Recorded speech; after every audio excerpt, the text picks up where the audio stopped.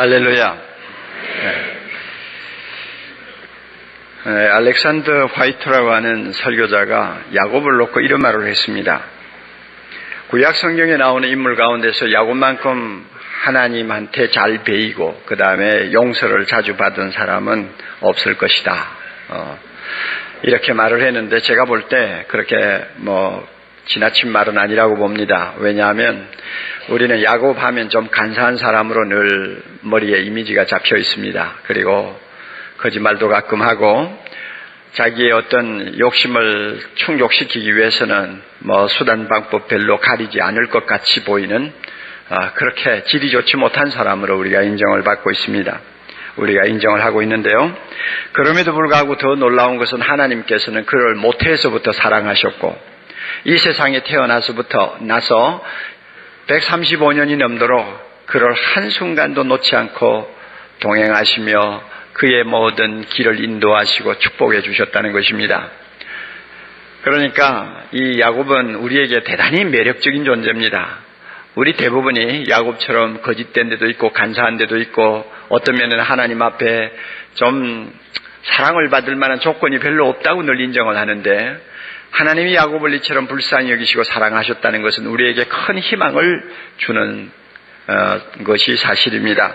이런 의미에서 야곱은 대단히 흥미로운 인물입니다.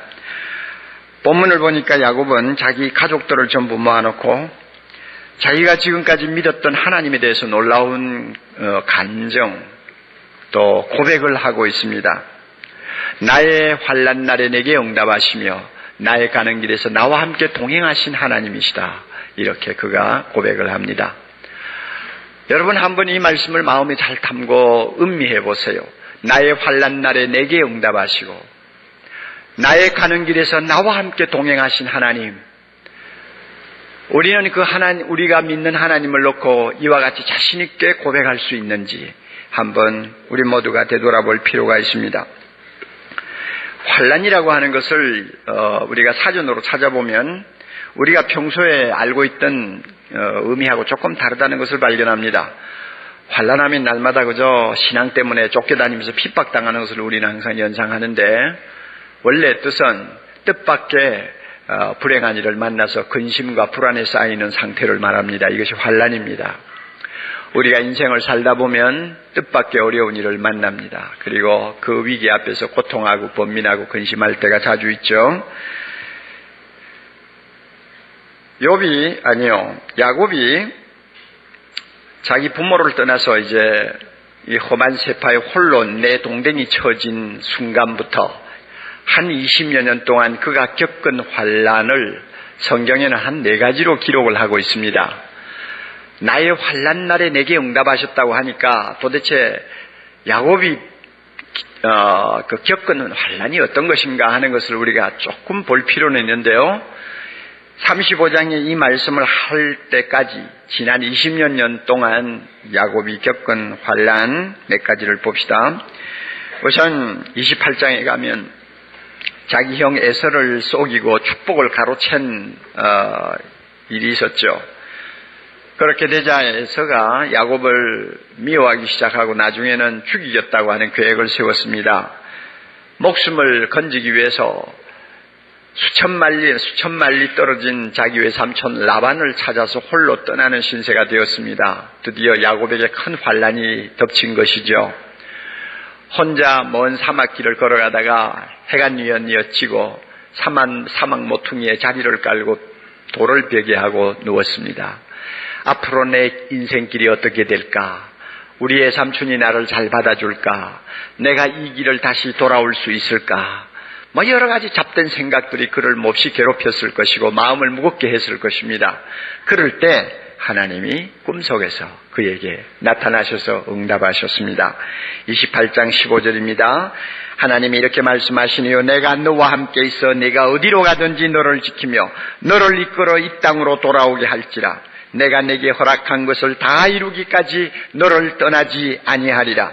내가 너와 함께 있겠다. 내가 어디로 가든지 너를 지키며 너를 이끌어 이 땅으로 돌아오게 할지라. 굉장한 응답을 야곱이 받았습니다. 31장으로 넘어가면 20년 처가살이를 열심히 한 덕에 야곱은 이제 처자도 많이 거느리고 또 재산도 꽤 모았습니다. 자수성가한 성공한 사람이 된 거예요. 이렇게 성공을 하게 되니까 처가댁에 있는 사람들이 전부 야곱을 질시하기 시작했습니다. 그래서 언사가 편치 못해요. 서로의 관계가 점점 불편해집니다. 야곱이 어느 날 고민에 빠졌습니다. 내가 이 집에 계속 붙어 있어서 생활할 것이냐, 아니면 이 기회에 내가 떠나서 고향으로 돌아갈 것이냐 하는 문제를 놓고 고민을 시작했어요. 이게 또 하나의 환란이죠. 선택의 기로에 섰습니다. 번민을 하고 있었습니다. 이럴 때 하나님이 그에게 나타나셔서 이렇게 말씀합니다. 내 조상의 땅, 내 족속에게로 돌아가라. 내가 너와 함께 하리라. 이렇게 하나님이 응답을 하셨어요. 32장이 넘어가면 한때 자기를 죽이려고 벼르고 있던 형이 400명의 군사를 거느리고 자기를 향해서 오고 있다는 정보를 받았습니다. 야곱은 그와 싸울 만한 어떤 군사도 없고 힘도 없어요. 형 에서가 와서 자기를 공격하면 지금까지 20년 동안 쌓아놨던 모든 공든 탑이 한순간에 다 무너지고 생명도 건질지 못할지 알 수 없는 위기에 처하게 됩니다. 야곱이 번민하고 근심하기 시작했습니다. 밥맛도 없어요. 잠도 안 자요. 그래서 가족들 다 떼놓고 자기 혼자 컴컴한 강 언덕에 지금 앉아서 고민하고 있는데 하나님이 천사를 보냈는데 사람의 모습으로 보냈습니다. 그 천사가 와서 야곱하고 실험을 시작했어요. 밤새도록 엎치락뒤치락 실험하는데 얼마나 야곱이 힘이 세고 또 얼마나 깡다리 있는지 천사가 이기지를 못했어요. 그래가 천사가 나중에 야곱의 환도뼈를 쳤습니다. 장애인을 만들어서요. 형 에서가 자기를 지금 치려고 오고 있는데 이제는 싸울 수도 없고 도망갈 수도 없는 불구자가 되어버린 것입니다. 그때 하나님께서 야곱에게 물으세요. 내 이름이 뭐냐? 예, 야곱입니다. 야곱이란 이름 안 좋아. 이름 고쳐. 내가 이스라엘이라고 고쳐주마. 이스라엘. 그 뜻이 뭡니까? 하나님과 싸워서 이겼다는 뜻 아닙니까? 거기에 하나님의 응답이 있었어요. 너 지금 몸이 비록 불구가 되었지만 한 가지 알아라. 하나님과 겨루어서 이긴 사람이 에서를 왜 두려워하냐? 에서 두려워할 거 하나도 없다. 걱정하지 말라 하는 하나님의 메시지가 그 새로 지어준 이름 안에 들어있었어요. 35장으로 넘어가면 야곱에게는 이쁜 딸이 하나 있었어요. 아들 12명의 딸 하나니까 대단히 귀한 딸 아닙니까? 아마 잘생겼나 봐요. 세겜성에 관광을 들어갔다가 세겜성의 추장 아들이 그를 보고는 그만 홀렸어요. 강제로 끌어들여서 성추행을 하고는 나하고 결혼하자고 그 추장 아들이 매달렸습니다. 이 소식을 들은 야곱의 아들들이 화가 났어요. 나중에는 그 성 사람들을 속이고 칼을 들고 성에 들어가서 그 성에 있는 남자들 다 죽여버렸습니다. 야곱의 가정에 무서운 시험이 불어닥친 것입니다. 세겜성하고 동맹을 맺은 주변의 부락들이 그 소식을 듣고 동맹을 해서 야곱의 집을 공격하면 그거는 쑥밭이 돼버리고 멸종을 할 위기에 처한 것입니다.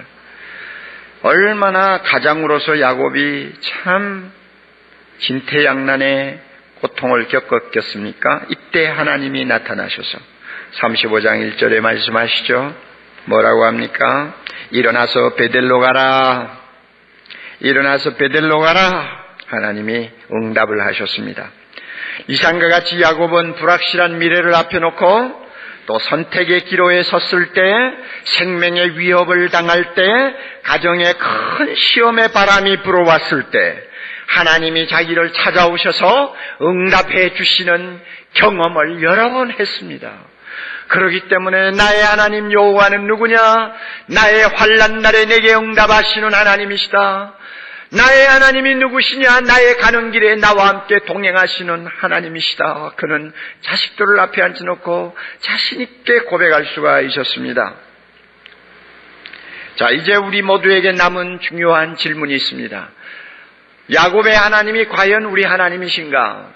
야곱을 환난에서 응답하시고 도우셨다면 그 하나님이 나도 도와주시느냐 하는 질문입니다. 우리는 크고 작은 환난을 다 당하고 있습니다. 작은 환난, 큰 환난 당할 때마다 우리는 한동안 고통하고 번민하고 근심에 휩쓸려서 허덕입니다. 경우에 따라서는 오랜 기간 동안 환난의 바람이 우리 집에서 떠나지 아니할 때가 있습니다. 그런데 정말로 야곱에게 응답하신 하나님이 나에게도 응답하시는가 하는 데 대한 질문을 우리는 진지하게 심각하게 던져야 됩니다. 하나님이 야곱에게 응답하실 때는 항상 꿈으로 나타나셔서 말씀하셨어요. 아니면 환상 중에 야곱을 만나셨습니다. 어떤 때는 천사를 보내서 사람 모습으로 야곱을 만나가지고 대답을 해주셨어요. 그러나 우리에게는 이런 일이 절대 일어나지 않습니다. 그러므로 응답하시는 하나님을 경험하는 면에서는 우리보다 야곱이 훨씬 더 유리한 입장에 있습니다. 나도 그런 식으로 하나님이 도와주신다면 얼마든지 하나님 응답하신다고 말하겠다. 우리 저나 여러분이나 똑같이 대답할 거예요. 그러나 지금은 그런 식으로 하나님이 우리를 돕지 않으십니다. 그럼에도 불구하고 과연 야곱의 하나님이 나의 하나님이 되시느냐? 야곱을 도우시고 응답하신 하나님이 나를 도우시느냐? 이 질문 앞에 우리가 어떻게 대답을 해야 합니까? 성경을 우리가 날마다 손에 들고 읽으면서 한 가지 꼭 기억해야 될 중요한 원칙이 하나 있습니다. 동일시라는 원칙입니다. 동일시.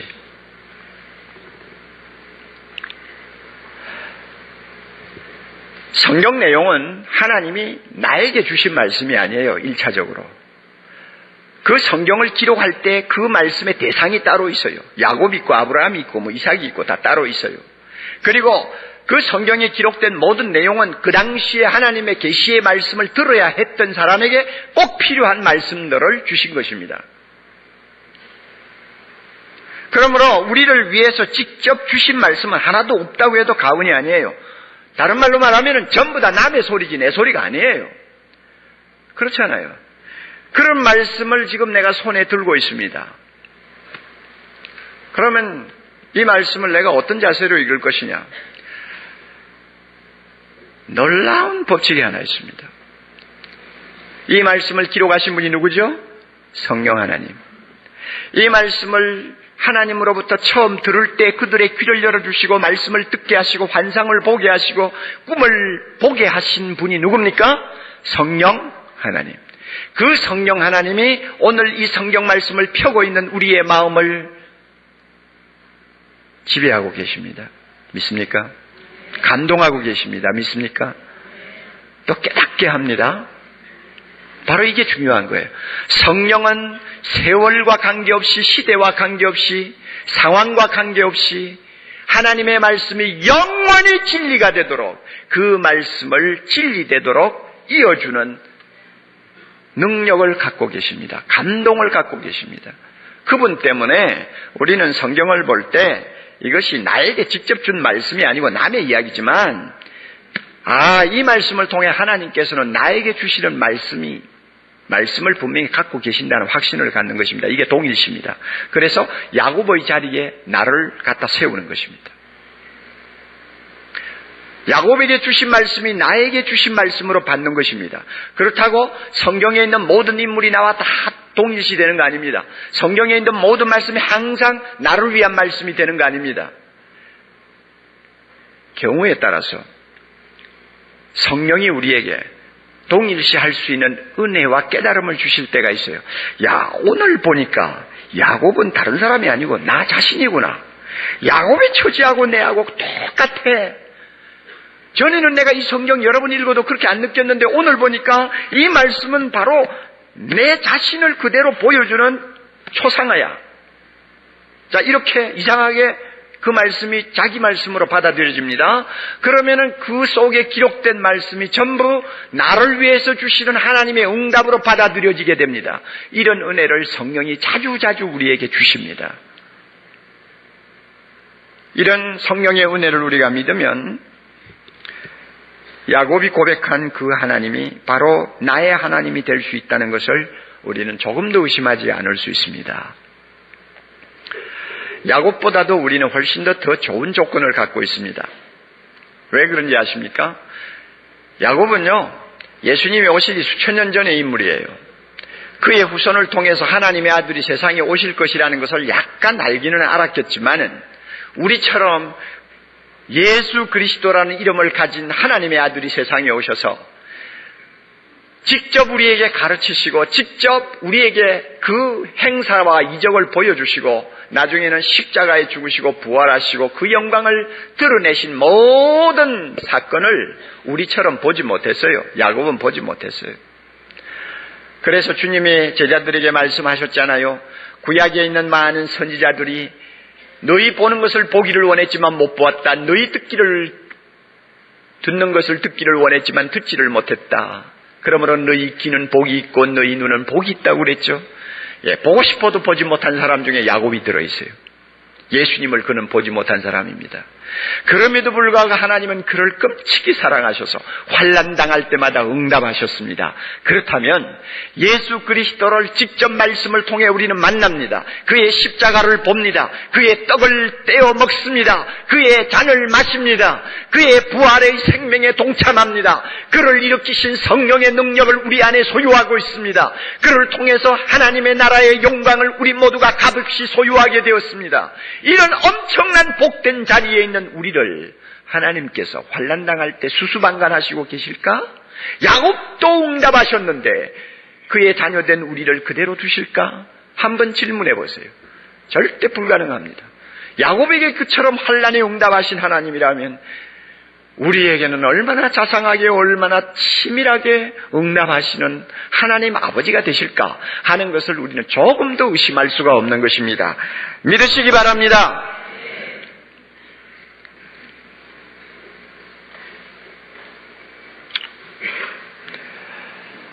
하나님의 응답이 어떤 것인가? 응답은 다양합니다. 환난이 다양한 것처럼 응답도 다양합니다.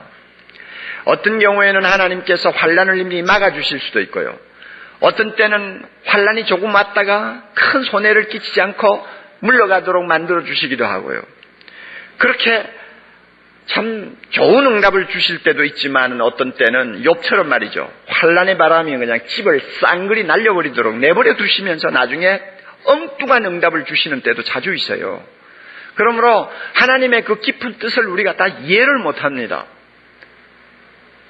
저는 오늘 좀 더 극단적인 예를 하나 여러분에게 좀 보여드리려고 합니다. 우리 같은 사람에게는 평생 일어나지 않는 일입니다.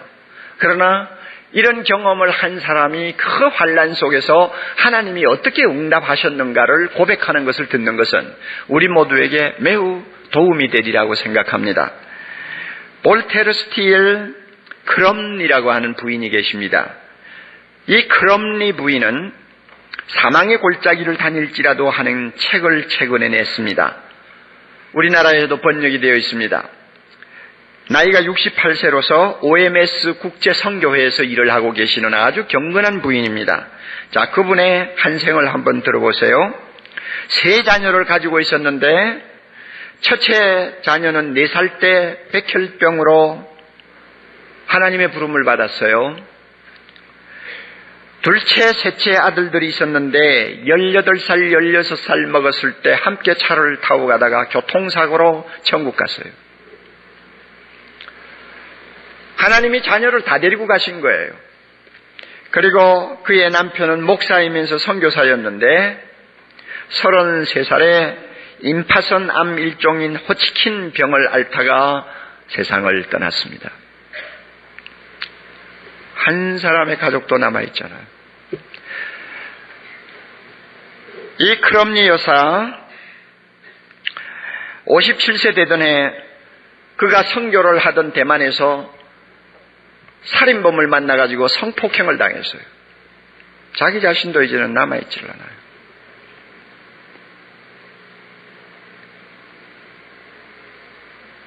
그런데 그가 그 끔찍한 자기 경험을 담대한 마음으로 글을 쓰기 시작했습니다. 왜 내가 이렇게 고통스러운 과거를 들춰가면서 솔직하게 이런 이야기를 털어놓는가? 그는 책에서 질문하고는 대답을 스스로 이렇게 합니다. 한 가지 평범한 진리, 이 기가 막힌 고통과 환난을 통해서 자신이 깨달은 한 가지 분명한 진리를 전하기 위해서 펜을 들었다고 그랬습니다. 그 진리가 뭐냐? 예수를 믿는 사람이라고 해서 인생의 비극에서 면제되는 것은 아니지만 어떤 환난을 우리가 당한다 할지라도 하나님은 결코 그의 자녀들을 그대로 방치해 두지 아니하시고 반드시 응답하신다고 하는 진리, 이 진리를 내가 전하기 위해서 편을 들었다 그랬습니다. 하나님의 응답의 시기는 사람 따라 일찍 올 수도 있고 늦게 올 수도 있지만은 또 그 응답의 여러 가지 응답의 내용은 다양해서 똑같지는 않다 할지라도 자기가 받은 응답처럼 받는 응답도 있을 수 있다는 것을 내가 분명히 고백하기 위해서 글을 쓴다고 했습니다. 자기가 받는 응답은 뭔지 압니까? 죽은 아이들이 살아오게 온 일도 없어요. 죽은 남편이 다시 일어나지도 않았어요. 자기가 나중에 그렇게 성추행 당했는데 그 심적인 어떤 고통을 따로 어떻게 보상받을 길도 없었어요. 그런데 무슨 하나님이 응답하셨느냐 그 말이에요. 그의 말을 한번 들어보세요. 나는 하나님의 말씀에서 받는 위로의 힘을 체험했습니다. 환난을 당할 때마다 하나님의 말씀이 나에게 주는 놀라운 위로의 힘을 체험했다는 것입니다. 죽어가는 아들을 품에 안고 몸부림치던 밤에도 하나님의 말씀은 능력을 갖고 나에게 찾아오셨습니다. 남편이 숨 한 번 마시기 위해 죽을 힘을 다 쓰던 그 밤에도 하나님은 내게 찾아와 말씀해 주셨습니다. 그리고 놀랍게도 그의 말씀이 나의 비통함을 치유해 주시는 것을 볼 수 있었습니다. 환난을 당하고 보니까 평소에 건강할 때 상투적인 성경 말씀으로 늘 들리던 그 말씀 하나하나도 절대로 그것은 거짓이 아니고 진리였습니다. 흑암을 비추는 빛이었습니다. 마른 입술을 적시는 생수였습니다.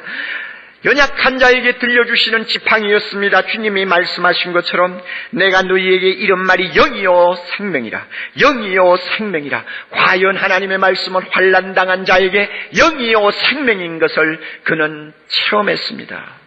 하나님은 환난당한 나에게 말씀으로 응답하셨습니다.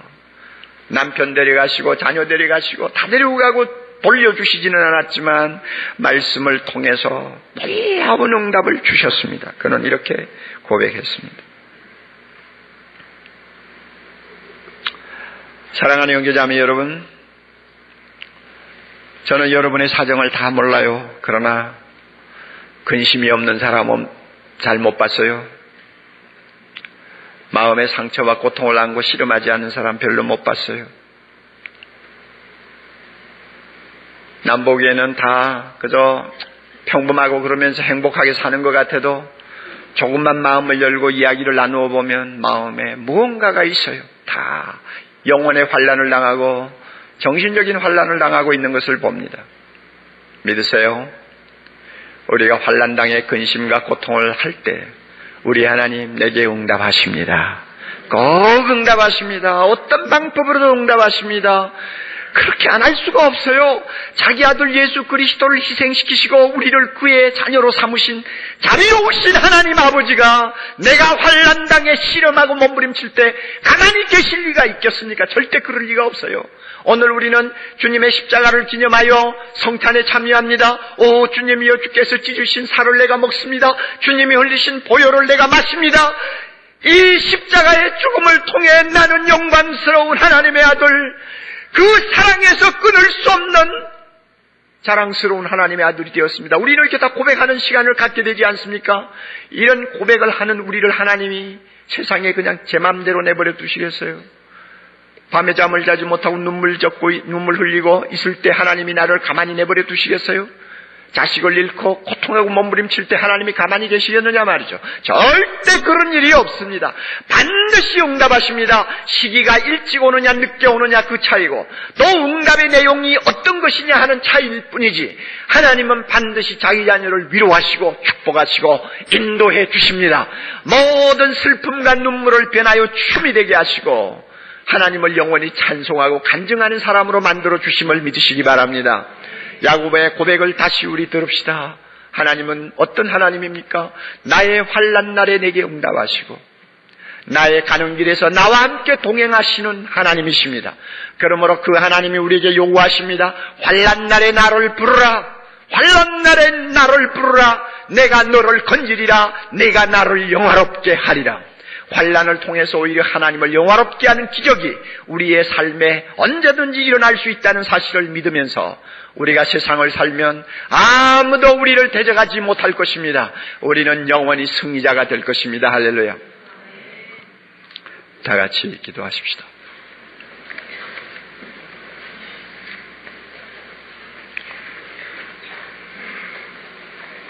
자비로우신 하나님, 야곱을 통해서 우리 하나님이 환난 중에 있는 우리를 절대 버리지 아니하시고 반드시 응답하시며 은혜 주시며 축복하시며 눈물을 변하여 춤이 되게 하시는 은혜를 주신다는 것을 믿게 해주시니 감사합니다.